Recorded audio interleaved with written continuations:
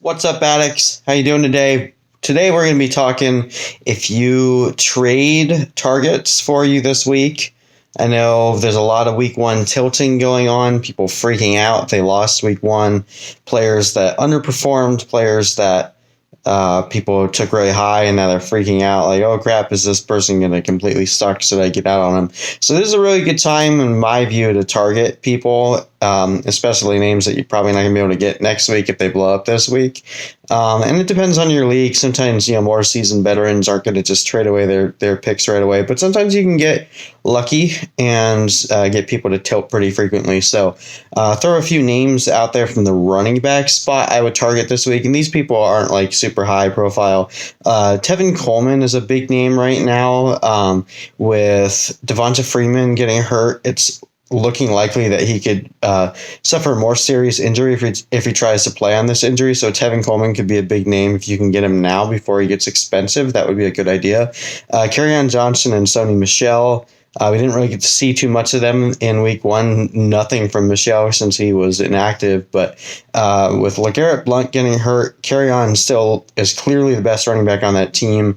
You can get him now before he breaks out. That's probably a good idea. Another name I want to throw out there is someone that did poorly in week one that probably won't continue doing poorly is Kareem Hunt.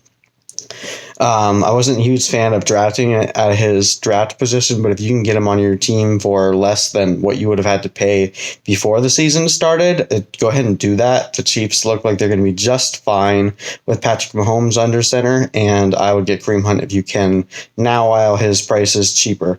Wide receivers, Allen Robinson looked great. He didn't get targeted very much because the Bears kind of forgot that they had to play the rest of the game once Aaron Rodgers came back, but I think he'll bounce back. Trubisky seemed to look his way pretty early and often. Corey Davis is another name you can probably get cheap right now. I know he's dealing with an injury and Mariota's dealing with an injury, so that's not someone I would try too aggressively to target, but he did get, I think, 13 targets, and with Delanie Walker out, if he is able to, keep going and Mariota plays, then Corey Davis is in for a pretty high reception season. And then this might be a stupid name to throw out there, but I'll just throw it up there. This is something that I'd try to do. If you saw Michael Thomas or Tyreek Hill blow up on your team and you were playing against someone that had DeAndre Hopkins, you might just try to see if you can flip one of those guys for DeAndre Hopkins. I still think Hopkins is a better fantasy player than those guys for the rest of the year. I don't really think you'll regret that unless, DeAndre Hopkins gets hurt and misses time. So that's something you can try to do. If you don't feel like doing it, it's not the end of the world, but that's the kind of stuff I like to do, is just do upgrades when you have a player that outperforms what they're supposed to. From a tight end position, I don't think anyone disappointed you more than Travis Kelce. So same thing with Kareem Hunt. Tyreek Hill just got all the points on Sunday, so Kelce and Hunt just didn't get any points. So I would target Kelce right now. I'd also target Trey Burton. He was wide open in the end zone, and Trubisky just missed him.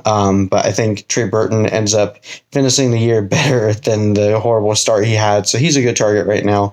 And then players to trade away. So I mentioned Tevin Coleman as a name to grab. I would try to dump Devonta Freeman right now if you could get value for him, because he didn't look very good on Thursday night, and if he is truly injured, then if you can get out and get a decent player out of it, I might try to bail on that now. Adrian Peterson, he looked great on Sunday. He'll probably look great again this week, but we'll see how long he can actually go before he gets hurt again, because he's can't really finish the season. Here's a name I'm going to throw out there. I don't really know what you would get for him. If you can get really high stud value, I would do it. But James Conner. So James Conner blew up for the first couple plays of the game, and then towards the end of the game, he was getting carries, but he wasn't really doing anything with them.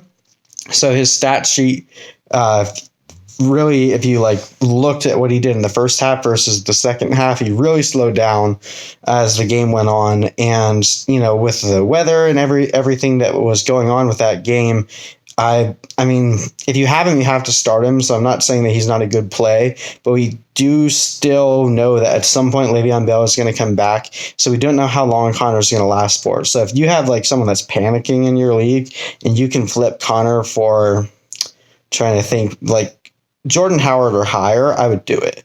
I don't know that you'll actually get that, but it's something you can throw out there. If you are trading him for someone that isn't worth it, just hang on to Connor because he's probably going to get you, at least a couple more weeks, at most 9 more weeks of really good play. Okay, so receivers, I don't know if you can really sell high on these guys, but they're players that I might try to flip for some of the other guys I mentioned, like Corey Davis or Allen Robinson. Robbie Anderson, he still looks good, but they only target him one time. And if Sam Darnold is only going to have eyes for Quincy Enunwa, then he's going to be frustrating for you all season. And I told you guys not to draft him, so I feel a little justified by that. But Amari Cooper, I don't know what you're going to get for him. I admit it, his value is really low right now, so this might be one of those rare sell low moments. But if you can get 70% on the dollar for him, it might be a good idea to just bail now and let him be someone else's problem, because otherwise you're going to hate yourself for the rest of the year. And then from a tight end perspective, I'd probably try to see if I can flip Jordan Reed for someone a little bit more durable and established. And maybe George Kittle. I think he could continue his success from Sunday, but he did have a few drops. And overall, I don't trust him as much as some names, but he had such a good week 1. You might be able to get someone to tilt and get like a Kelsey for him with someone else thrown in, obviously. But those are some of the names I'm looking at. If you guys have questions or have potential trades that you're looking at, comment below or post on my Twitter, and I can respond to you there and give you guys some advice. But anyway, I'll be posting some start sits later in this week. I hope you guys are recovering from week 1 and getting ready for week 2. Anyway, peace.